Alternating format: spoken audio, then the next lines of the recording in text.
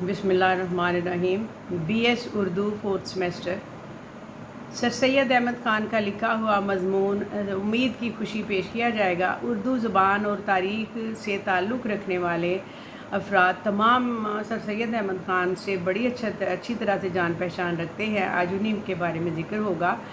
मुख्तसरन, sir Syed Ahmad Khan Delhi में पैदा हुए। उनकी इब्तदाई तरबियत अपनी वालदा के ज़ेर साया ननिहाल में हुई। कुरान करीम के अलावा खालिक़ बारी, आमदनामा, गुलिस्तान और बोस्तान के साथ अरबी ज़ुबान भी सीखी। फिर तिब का शौक़ भी हुआ, वो भी पूरा किया। और 22 साल की उम्र में जब वालिद का इंतकाल हुआ तो फ़िक्र मुआश में अंग्रेज़ हुकूमत की मुलाज़मत इख्तियार करना पड़ी।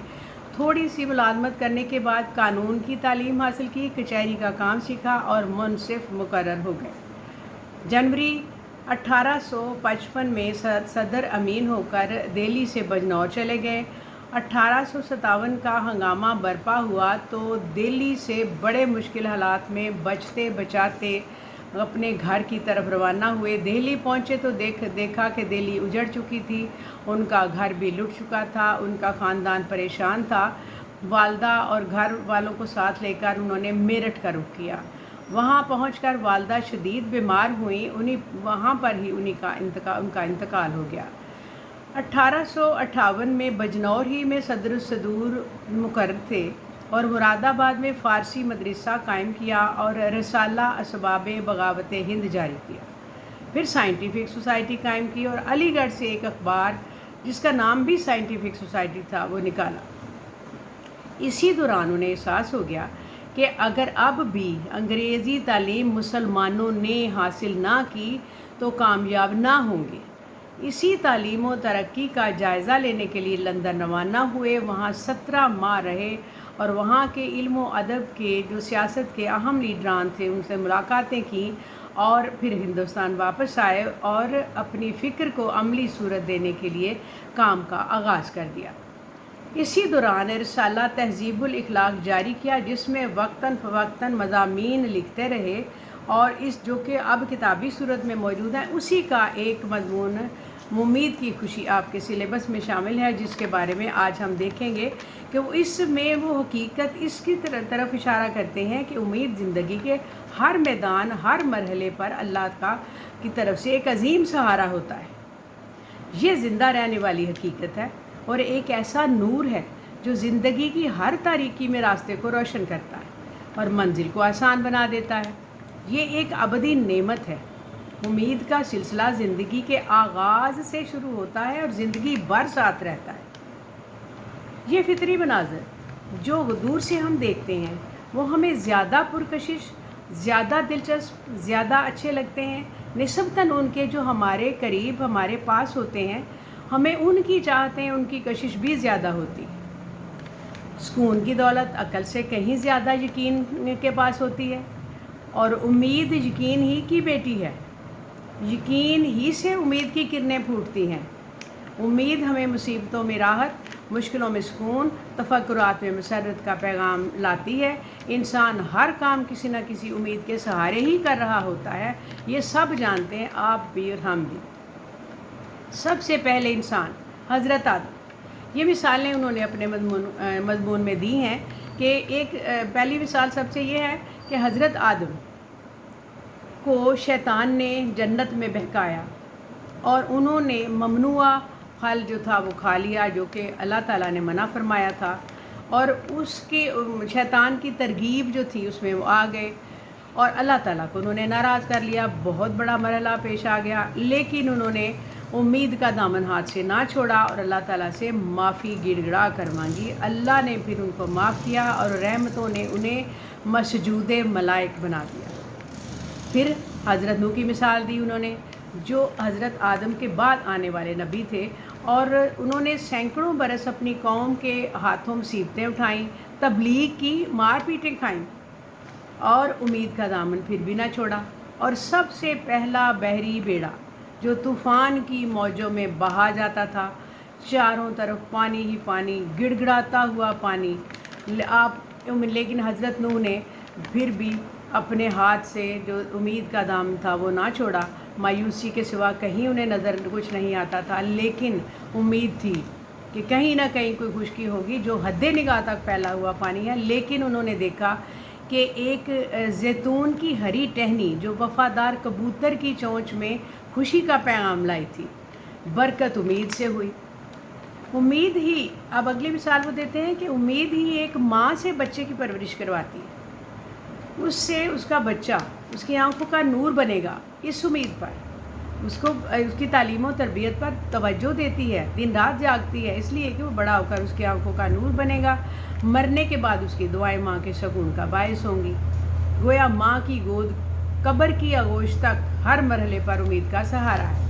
अब उन्होंने एक और मिसाल हज़रत याकूब की दी है, जिन्होंने हज़रत यूसुफ अपने बेटे के गम में रो रो कर आँखें बेनूर कर ली थी, मगर बेटे से मिलने की उम्मीद आँखों के नूर का सहारा बनती रही। और दूसरी तरफ हज़रत यूसुफ परदेश की मुश्किलें, कैद की तन्हाइयाँ, मुख्तलिफ़ तोहमतें बर्दाश्त करते रहे, लेकिन उम्मीद के सहारे खुश और मुतमईन थे, क्योंकि अल्लाह ताला से उन्हें अच्छे की उम्मीद थी। अब एक और मिसाल वो देते हैं। एक सिपाही मैदान जंग में शुजाअत दिखाता है, फतह की उम्मीद के सहारे लड़ता रहता है, कौम की भलाई की कोशिशें करता रहता है। असल में तारीख दानों का ये ख्याल है कि ये सर सैयद अहमद खान ने अपनी ज़ात की तरफ इशारा किया है। हर तरफ से मुखालफत होती है, अपने बेगाने हो जाते हैं, लोग इल्ज़ाम तराशियाँ करते हैं, उनकी बातों को दीवाने की बढ़ समझते हैं, दोस्तों का खलूस भी साथ नहीं देता। इस वक्त उन्हें उम्मीद ही एक सहारा होती। और आखिरी वक्त में, जब आखिरी वक्त आ जाता है, तो उम्मीद ही मौत को सुकून और राहत का पेशे खैमा बना देती है। और जब तक ईमान की दौलत साथ हो, आखिरत का सफ़र आसान होने की उम्मीद है।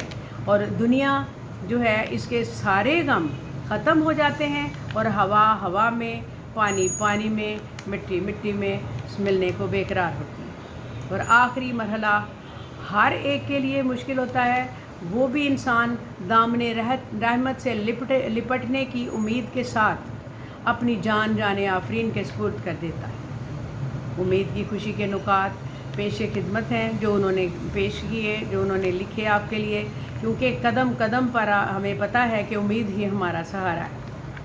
अब शिबली नुमानी क्या लिखते हैं? कहते हैं, सर सैयद अहमद खान ने उर्दू नसर को वो रंग और रूप बख्शा जिसकी वजह से आज उर्दू नसर में हर मजमून को बयान करने की सलाहियत पैदा हो गई है, और वो दुनिया की बड़ी ज़ुबानों की हम असरी का दावा कर सकती है। सर सैयद अहमद खान ने मुश्किल इल्मी मज़ामीन को अदा करने के लिए मुश्किल ज़बान इस्तेमाल करने की बजाय आसान और सादा जुमलों पर इक्तफ़ा किया। सर सैयद ने फिर कहते हैं कि सर सैयद ने, शिबली ने कहा, मुश्किल से मुश्किल मसाइल को इस वजाहत, सफाई, दिलावेज़ी से अदा किया है कि पढ़ने वाला जानता है कि वो कोई दिलचस्प किस्सा पढ़ रहा है। ये कौल दुरुस्त है कि सर सैयद जदीद उर्दू के बानी हैं, और उन्होंने उर्दू ज़ुबान जो थी उसी को ही बुनियाद बनाकर अब आसान और सादा ज़ुबान में अपने मज़ामीन जो थे वो बयान किए। और हर बात में वो कहते हैं कि मैंने कहा कि जहाँ तक हो सके उर्दू ज़ुबान के इल्म अदब की तरक्की में अपने नाचीज़ जो उनका रिसाला था तहज़ीबुल इखलाक के ज़रिए कोशिश की है। सर सैयद खुद कहते हैं कि मज़मून की अदा का एक साफ़ और सीधा तरीका अख्तियार किया है। जहाँ तक मेरी कोशिश रही, ज़ुबान ने साथ दिया, तो अल्फाज की दुरुस्ती और बोलचाल की सफाई पर कोशिश रंगीन की करता रहा, और रंगीन इबारत से परहेज़ किया। तुकबंदी से जो उस ज़माने में मुकफ़ा इबारत कहलाती थी हाथ उठाया। जहाँ तक हो सका सादगी की इबारत पर तवज्जो दी, और इसी में कोशिश की कि जो लुत्फ़ मज़मून की अदा में है, जो अपने दिल में है, वो पढ़ने वाले के दिल में भी हो। यही कोशिश रही, और जो मेरे दिल में है वो पढ़ने वाले के, सुनने वाले के दिल में भी पढ़े। और यही बात मेरे सामने रही कि तहरीर सादा हो, लुत्फ़ मज़मून जो है वो इसी सूरत में है कि जो बात आप कहना चाहें वो दूसरा उसको समझे। और आपने ये भी कहा कि सर सैयद की नसर के बारे में शिबली ने जो कहा वो बेहतरीन अल्फाज में था कि ये सर सैयद अहमद खान उर्दू सादा ज़ुबान के बानी हैं। اور یہیں پر آپ کا یہ اس کا امید کی خوشی کا مضمون جو ہے وہ ختم ہوا، اور اس کو آپ لنک کیجئے، شیئر کیجئے، سبسکرائب کیجئے. انشاءاللہ اسی کے تحت اگلا تعصب ان کا جو مضمون ہے اسی کو پیش کیا جائے گا. وہ چونکہ بیک گراؤنڈ اس کی یہی ہے اور تہذیب الاخلاق میں ہی چھپا ہوا وہ مضمون تھا، اس لیے اس کا اگلا سلسلہ وہ ہوگا. شکریہ. السلام علیکم.